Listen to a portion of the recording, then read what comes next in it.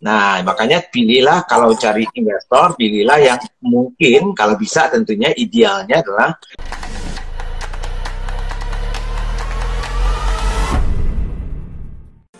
Wah, selamat malam Bapak Budi. Malam, Michelle, apa kabar? Baik, Bapak, salam kenal Pak. Aku, Michelle, akan menemani Pak Budi nih sampai nanti jam 8:30, Pak. Ya, siap menunggu pertanyaannya, mungkin sharing-sharingnya kita nanti dengan teman-teman semuanya di sini. Wah, mantap banget. Buat IC Heroes di rumah, mungkin boleh juga di-follow nih Instagramnya Business ID. Nah, mantap banget IC Heroes. Nah, Pak Budi sekarang lagi di mana Pak? Lagi di rumah kah atau lagi di kantor nih Pak? Lagi di rumah aja. Work Lagi from di home rumah ya. udah hampir 2 tahun saya nggak ngantor ini. Wow, sekarang udah jadi budaya baru ya Pak, work from home ya Pak? Betul, di rumah udah cukup lah gitu. Oke, nah Pak, hari ini kan temanya nih atau topiknya tentang mendapatkan investor itu untung apa buntung sih. Nah, mungkin sebelum masuk lebih dalam lagi ke arah sana, mungkin boleh Pak di-sharing sedikit perkenalan mengenai jenis-jenis investor gitu Pak. Ya, makasih Michelle ya. Terima kasih semuanya ya yang hadir ya di live ya dengan tentu Idea Cloud ini. Kalau kita bicara soal investor ya, itu kan artinya kita mungkin membutuhkan funding atau pendanaan ya. Jadi sebetulnya sebelum saya masuk ke investornya, sebetulnya ada 2 cara funding. Ya, kalau Anda membutuhkan dana untuk mengembangkan bisnis atau apapun, tentunya ada 2. Satu adalah yang namanya hutang gitu ya. Utang berarti mungkin utang ke orang, utang ke keluarga, mungkin juga utang ke bank dan segala macam. Tapi bisa juga kita ingin mencari partner yang ingin masuk mungkin sebagai bagian dari keluarga pemegang saham Anda. Investor itu, kalau kita bicara investor, biasanya orang bicara mengenai ada orang yang bisa memberikan funding atau dana, tapi ikut memiliki sebagian dari tentunya usaha. Nah, jadi itu 2 cara ya.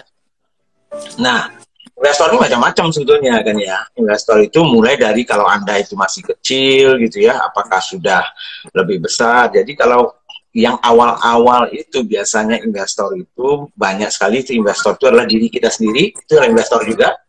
Karena kita yang harus memfunding dana uang dari bisnis kita. Bisa juga dari keluarga kita, nenek, kakek, ibu, bapak, itu investor juga ya sebetulnya. Ada juga jenis yang lain adalah angel investor biasanya ya. Itu adalah orang-orang yang mungkin punya dana yang cukup gitu ya, yang ingin juga membantu para pebisnis untuk mengembangkan bisnisnya di tahapan awal. Katanya angel investor itu dananya tidak terlalu besar ya, tapi masuknya di awal-awal bisnis di mana risiko bisnis itu sangat tinggi gitu ya. Nah, kalau Anda sudah masuk ke dalam proses, misalnya bisnis Anda sudah mulai berkembang, mungkin ya, sudah proven konsepnya, sudah ada hasilnya sebagian, nah bisa saja nantinya itu ada lagi yang namanya itu venture capital misalnya ya.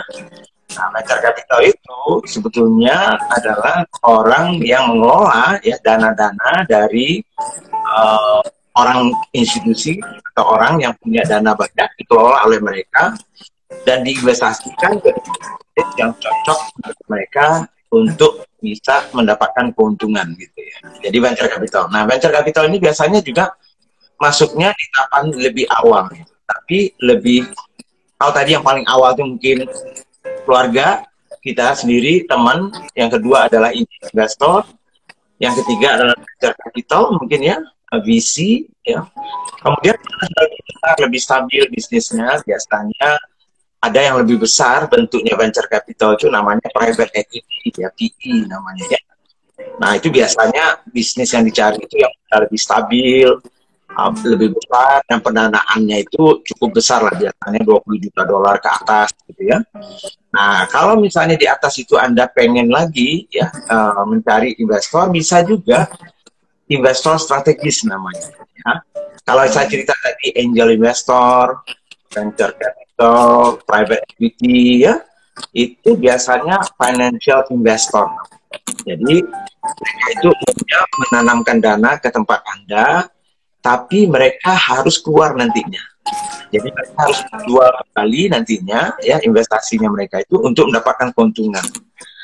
ada lagi jenis investor lain yang namanya strategic investor ya. Jadi investor strategik itu biasanya adalah mungkin perusahaan-perusahaan yang mencari bisnis yang cocok dengan mereka, mungkin sejenis, mungkin bisa mendapatkan sinergi gitu ya.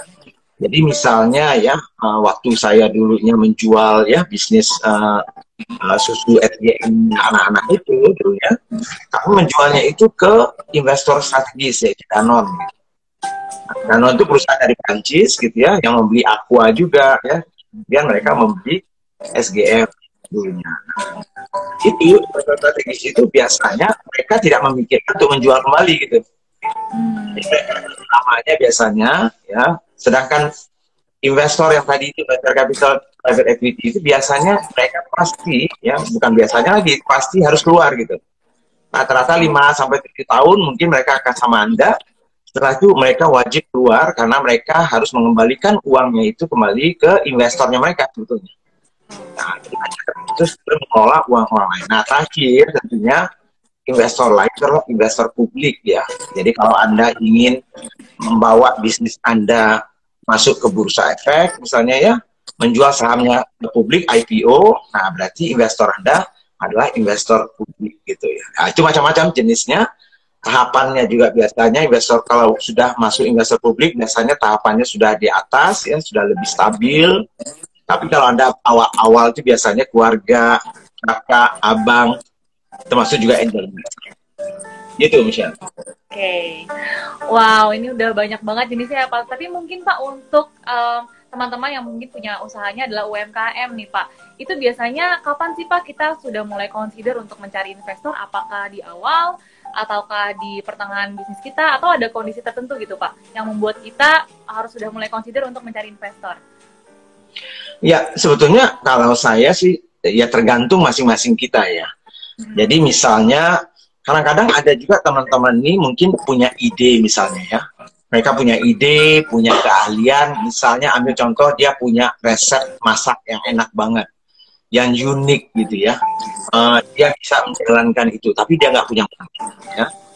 Nah artinya di awal-awal sekali dia mungkin membutuhkan pemodal. Nah dia hanya menggunakan tenaganya dia, mungkin formulanya dia, pengetahuan dia, skillsnya dia sebagai modalnya dia. Sedangkan uangnya dia mungkin mencari partner. Partner itu bisa saja keluarga, teman ya, atau tadi itu angel investor, itu bisa jadi. Nah yang kedua, kalau tadi itu kapan sih misalnya? Kalau saran saya sih, misalkan kita dulu ya, tadi kecualinya kita bilang kalau kita betul-betul tidak punya uang sama sekali, makanya tadi ada jargon yang mengatakan bahwa Anda nggak perlu modal sebetulnya berbisnis. Nah, tapi sebetulnya modalnya pasti harus ada ide Anda mungkin keahlian Anda, mungkin formula Anda, mungkin resep Anda, itu adalah modal Anda. Tapi sisanya adalah orang lain kan gitu ya.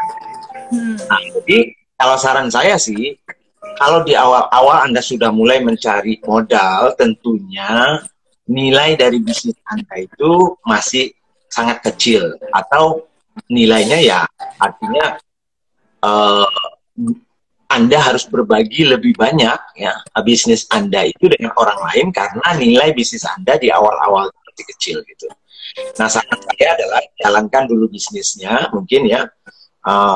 Mungkin sudah mulai kelihatan hasilnya, mungkin kelihatan sales peningkatannya bagus, ya pertumbuhannya gitu ya. Nah dari situ mungkin saja ya kalau memang Anda perlu nantinya pengembangan bisnisnya, kan untuk modal, apakah itu lewat teman, saudara, atau angel investor tersebut. Oke. Nah, Pak, sebenarnya aku lumayan penasaran nih, Pak, kalau misalkan seseorang sudah memiliki bisnis, lalu sebenarnya dari investor ini sendiri, selain dia memasukkan dana atau menambahkan dana untuk perusahaan, apakah ada benefit-benefit lain, Pak, yang membuat seorang pebisnis harus mempertimbangkan untuk mencari investor gitu, Pak? Sebenarnya pada dasar pertanyaannya adalah, sebenarnya apa sih, Pak, manfaatnya kita mendapatkan investor gitu, Pak? Iya. Kalau saya sih juga biasanya saran saya adalah mencari investor itu jangan hanya mencari uangnya saja. Karena orang yang punya uang mungkin banyak ya, tetapi kalau Anda hanya mendapatkan uangnya saja, sayang gitu ya. Jadi kalau mau tentunya carilah investor yang bukan hanya saja punya uang, tetapi mungkin dia punya networking. Mungkin dia punya pengetahuan, mungkin dia punya pengalaman yang bisa membantu Anda, memberikan nasihat untuk Anda, selain dari hanya menitip uangnya dia gitu. Jadi ada orang yang mungkin ya tidak punya apa-apa, pengetahuan dia tidak punya, networking, tapi punya uang misalnya. Jadi dia taruh aja uang, ya terserah kamu jalankan. Nah, bisa sih, tapi sayang tuh. Nah, makanya pilihlah kalau cari investor, pilihlah yang mungkin kalau bisa tentunya idealnya adalah mereka punya uang, mereka juga punya pengetahuan dan pengalaman yang bisa Anda gali dari mereka membantu Anda. Mungkin juga mereka malah punya networkingnya. Jadi kadang-kadang juga ada investor-investor yang mungkin punya pengalaman di bisnis yang mirip dengan Anda dulunya gitu. Nah, sehingga dia bisa mengasih nasihat ke Anda, oh dulu kalau perusahaan yang seperti itu, dulu cara mengembangkan seperti ini loh. Nah, itu kan harganya juga ada, bukan uangnya aja kan gitu ya. Karena kalau Anda bayar konsultan untuk memberikan itu, Anda harus bayar juga jadinya. Jadi, Anda dapat dua sebetulnya kalau Anda cari investor itu bukan hanya uangnya, tetapi pengalamannya, networknya, dan juga tentunya skillsnya mereka. Wow, pengalaman, network, dan juga skillnya itu justru malah lebih mahal ya Pak daripada pendanaan. Bisa jadi, gitu, Pak. Bisa jadi lebih mahal, apalagi di awal-awal ya, biasanya itu sangat mahal. Oke, wah mantap sekali nih. Aisyros, kalau misalkan tadi sudah mendapatkan sedikit insight nih, atau mungkin udah lumayan banyak juga insightnya, boleh di-capture, di-share aha momennya, di-tag juga ke Instagramnya bisnis.id dan juga di-tag ke Instagramnya Idea Cloud juga nih Aisyros. Atau tag juga ke Instagramnya Pak Budi juga boleh ya Pak ya? Boleh, Budi Isman Official. Nah, itu di Instagramnya. Nah, Pak, mungkin nih ada sedikit pertanyaan dari Aisyros. Aku sambil baca Q&A box-nya juga nih, karena sepertinya lumayan related juga nih, Pak. Nah, ada yang bertanya dari Bapak Evan Triadi. Malam, Pak, semangat pagi katanya. Saya ingin menanyakan, untuk share saham ke investor biasanya memberikan berapa persen ya, Pak? Ya, itu pertanyaan klasik dari semua orang gitu ya. Karena banyak teman-teman itu tidak tahu menilai perusahaannya sendiri, kan gitu ya. Nah, jadi harusnya kalau kita mau secara profesional, sebelum kita paham misalnya kebutuhan modal kita itu, kita sendiri harus tahu dulu nilai perusahaan kita itu kira-kira berapa. Jadi contohnya ya, kalau kita butuhkan 1 miliar ya untuk mengembangkan bisnis kita, lalu kalau kita kasih dia 20% dari sahamnya kita, artinya nilai dari total bisnis kita itu adalah 5 kali dari 1 miliar, 5 miliar loh. Karena 1 miliarnya 20%, kan itu ya. Nah, jadi pertanyaannya adalah, tahu nggak Anda nilai dari perusahaan Anda? Nah, itu di UMKM gitu atau perusahaan-perusahaan kecil. Pertama, mereka baru, jadi cara menilainya pun juga lebih subjektif gitu ya. Lalu yang kedua, mereka juga nggak paham cara membuat penilaiannya. Jadi saran saya adalah sebetulnya ujung-ujungnya sebetulnya negosiasi sih. Ya, ujung-ujungnya. Jadi cuman kita harus tahu dulu nih. Nah, cara kita tahu minimal itu kita punya semacam rencana ya. Kalau misalnya bisnis Anda sudah jalan, ada rencana bisnis yang sederhana gitu ya. Sehingga bisa melihat kira-kira potensi Anda tuh seberapa sih sebetulnya, kan gitu ya. Nah, kalau Anda sudah tahu itu, biasanya itu bisa mungkin dengan cara yang kasar, kita perkirakan, oh kalau sebegitu, ya nilai perkembangan kita mungkin 5 tahun yang akan datang. Kalau orang investasi di 1 miliar di tempat saya itu, maka mungkin saja itu cukup dengan 10%, mereka sudah sangat menguntungkan misalnya, ya. Jadi, tidak bisa langsung mengatakan, ya bisa aja 50% Anda kasih, berarti nilai perusahaan Anda, kalau 1 miliar Anda butuh dana, Anda kasih dia 50%, berarti nilai perusahaan Anda hanya 2 miliar, kan gitu. Nah, kalau misalnya Anda sudah investasi 1 miliar, kan sayang kan ya. Nah, jadi ini ada beberapa syarat sebelum Anda tahu sebetulnya berapa yang Anda mau berikan saham Anda kepada orang itu. Artinya Anda harus paham dulu cara menilai bisnis Anda, walaupun dengan cara yang lebih sederhana. Oke, Pak mungkin boleh sedikit dijabarkan sedikit Pak, bagaimana sih Pak caranya kita untuk menilai valuasi dari bisnis kita gitu Pak? Ya, jadi kalau kita bicara mengenai startup teknologi, misalnya seperti Gojek, Grab, itu nggak bisa kita gunakan kalau bisnis kita bisnis yang konvensional, gitu ya. Karena nggak masuk akal kadang-kadang gitu. Sebab misalnya bisnis yang masih rugi saja nilainya makin tinggi gitu. Nah, di bisnis yang biasa itu biasanya itu nggak bisa seperti itu. Jadi kalau di bisnis yang biasa, yang paling sering dipakai perkaliannya istilahnya itu dari total sales kita setahun itu berapa, total aset kita berapa. Jadi misalnya kita sudah investasi ini, beli mesin, mungkin ada ruko, mungkin ada aset kita 1 miliar. Nah, kalau 1 miliar, kita bisa membandingkannya dengan mungkin usaha yang mirip-mirip, ya. Lalu kita lihat itu berapa sih sebetulnya nilai perusahaan yang mirip-mirip dengan kita itu. Jadi bisa saja kita mengatakan kita 100% dari bisnis kita itu sama dengan 2 kali nilai dari aset kita, misalnya. Jadi kalau aset kita 1 miliar, berarti bisnis kita 2 miliar. Bisa juga caranya lewat berapa perkalian profit yang didapatkan oleh perusahaan, ya, rencananya itu. Jadi misalnya kalau setiap tahun kita mendapatkan hasil 100 juta, ya, profitnya kita. Nah, kalau kita itu misalnya setahunnya itu kan 100 juta, ya. Nah, kalau kita mengatakan bahwa nilai kita itu adalah 10 kali dari net profit kita, ya, berarti kan 10 kali 100 kan, 1 miliar tuh. Nah, kalau saya investasi 1 miliar di bisnis Anda, berarti saya baru balik modal 10 tahun, kan gitu. Oke. Nah, jadi layak enggak itu? Jadi kalau saya misalnya mau berbisnis, layak enggak kalau saya tanam itu baru balik modal 10 tahun? Nah, kalau saya ingin balik modal lebih cepat, berarti nilai bisnis Anda pasti lebih rendah, gitu. Kalau saya mau lebih panjang, berarti nilai bisnis Anda bisa lebih besar, gitu. Memang agak sedikit lebih kompleks sih cara melihatnya. Itu pun secara sederhana sebetulnya saya menyampaikan, karena ada rumus-rumus lainnya yang bisa. Tapi intinya itulah, bisa berdasarkan perkalian dari bisnis sales Anda, omset Anda, bisa perkalian dari net profit Anda, bisa perkalian dari aset Anda. Kira-kira itu yang mungkin bisa dilakukan. Mantap sekali. Isyros tadi udah dicatat belum ya Isyros? Tadi penjelasannya soalnya lumayan teknis ya Pak, ya, itu aja udah singkat Pak ya. Lumayan teknis sebetulnya. Iya. Kalau tadi Isyros sudah mencatat, boleh juga di capture catatannya, terus di tag juga ke Instagram ID Cloud dan juga Bisnis ID juga boleh Isyros. Nah Pak, tadi kan kita lumayan banyak banget bahas tentang investornya, nah dananya seperti apa. Nah sekarang aku mau tanya nih Pak, gimana sih Pak caranya untuk kita bisa mendapatkan investor gitu Pak, apalagi untuk mungkin UMKM atau mungkin startup gitu Pak. Ada tips and triknya nggak mungkin Pak?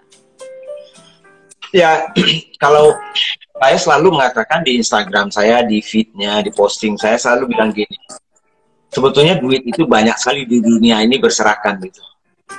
Cuman mencari bisnis yang bagus itu yang susah. Jadi kalau orang bilang cari modal itu susah, enggak sebetulnya. Cuman yang susah itu mencari bisnis yang bagus untuk dimodali, itu yang susah.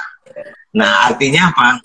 Tugas Anda sebagai pebisnis atau UMKM, artinya Anda harus membangun bisnis yang bagus, yang menarik untuk investor.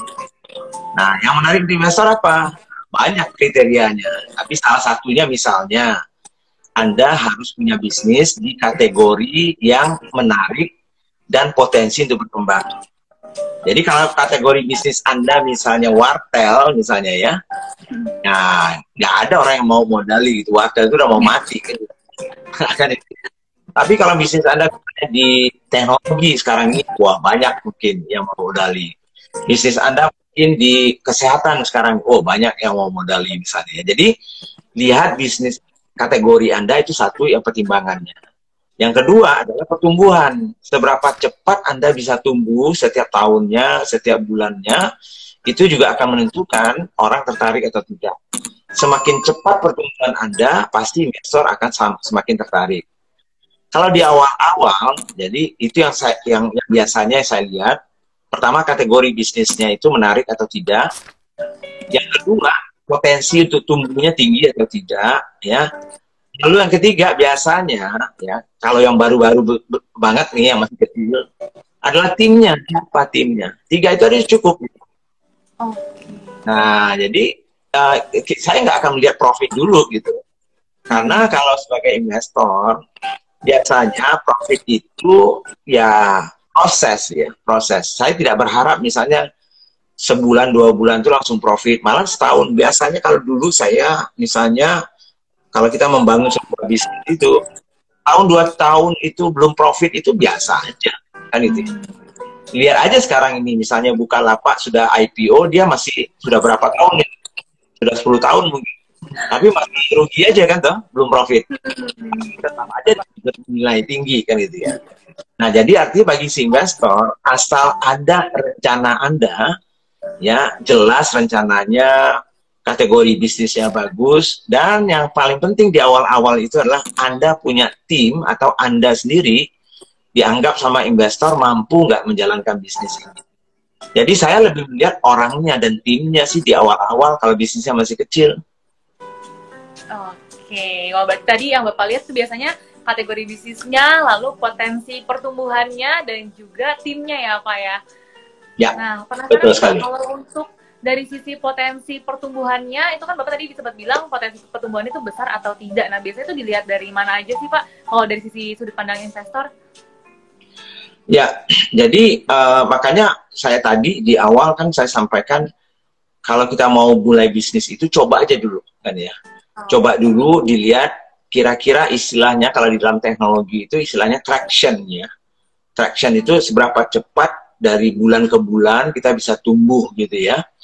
Jadi misalnya saya kasih contoh, salah satu yang kita bantu juga kemarin itu ya, saya tahu Pak Hermanto Tanopo juga sempat saya ajak juga lunch waktu itu dengan beliau. Itu misalnya perusahaan haus ya, minuman ya. Haus itu. Nah, mereka juga sudah dapat investor gitu ya. Padahal itu minuman itu kan bisnis biasa lah sebetulnya ya, bukan bisnis teknologi ya seperti Gojek dan segala macamnya. Tapi misalnya dalam 1 tahun itu dia bisa hampir mencapai 80 outlet langsung bisa dia buka. Pertumbuhannya itu setiap bulan itu bisa 20, 30, 40% gitu ya. Nah, itu menjadi sangat menarik gitu. Nah, jadi artinya bagaimana cara mereka melihat pertumbuhan dari customer Anda. Nah, itu kan dia lihat pertumbuhan dari misalnya outlet Anda, pertumbuhan dari cabang Anda. Tentunya nantinya adalah pertumbuhan dari omset Anda itu. Jadi dasarnya adalah customer ya yang akan menghasilkan tentunya omset Anda tumbuh. Selain dari itu, biasanya yang dilihat adalah kalau customernya tumbuh tapi tidak bertahan lama, itu juga tidak bagus. Jadi ada yang namanya retentionnya ya. Jadi artinya kalau orang mau beli, besok mau repeat lagi atau tidak. Kalau hanya sekedar mencoba-coba itu gampang. Pakai diviralkan saja, kasih endorser, orang semua mau coba. Tapi setelah mencoba, mereka kecewa, mereka nggak balik lagi, maka itu pertumbuhan yoyo yang saya bilang tadi. Bukan pertumbuhan yang istilahnya sustainable atau berkelanjutan. Oke, wah ini sekaligus menjawab pertanyaan dari Bapak Yainuddin Yahya. Sempat bertanya juga Pak, ini umumnya investor itu lebih suka karakter bisnis yang profitable atau sustainable. Berarti jawabannya adalah yang sustainable ya Pak ya sebenarnya ya? Jawaban saya sustainable, profitable, and growing. Wah, 3 itu. Harus lengkap 3 ya Pak berarti ya? Ya, 3 itu. Kalau saya 3 itu aja. Profitable tapi nggak growing, nggak ada artinya bagi saya. Oke. Dia bisa saja profitable tapi nggak tumbuh, ya buat apa kan gitu ya. Tapi kalau dia hanya sustainable tapi nggak ada profitnya, ya nggak ada juga gunanya. Jadi sustainable, profitable, and growing. And growing, wah. Wah, mantap sekali nih Aisiros. Tadi insight-nya sudah lumayan banyak banget nih. Nanti Aisiros kalau punya catatan ataupun mendapatkan aha moment nih dari live ini boleh di-capture. Jangan lupa di-share juga ya.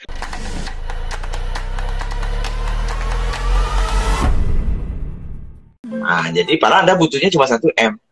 Nah, tapi kalau Anda melihat 5 M, wah ini bagus juga ya 5 M ya, daripada 1 M. Kan gitu ya. Nah, sehingga Anda bilang, oke, kalau gitu yang 5 M. Padahal yang Anda butuh cuma 1 M. Sehingga apa yang terjadi?